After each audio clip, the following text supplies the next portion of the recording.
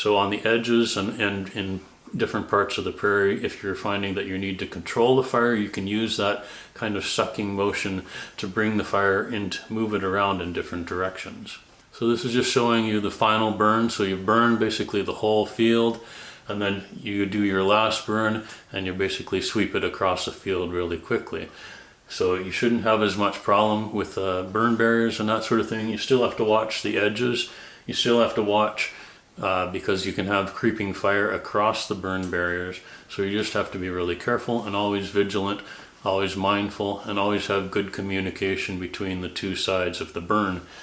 There can be problems if people start moving too quickly. They get ahead of the person running across the field, so you just have to have good communication between the two groups.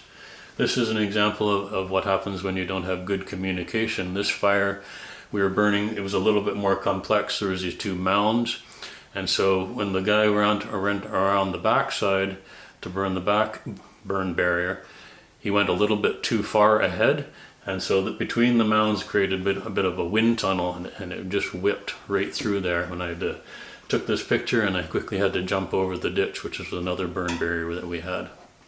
So here I'm showing you the before and after effect. And so this is a prairie that was burned. It's the prairie where you had to jump over the ditch.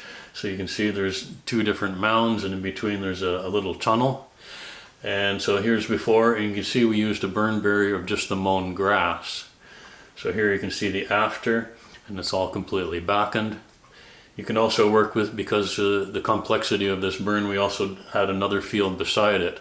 And because we didn't want that field to burn when we burned the more complex field, we burned that one first.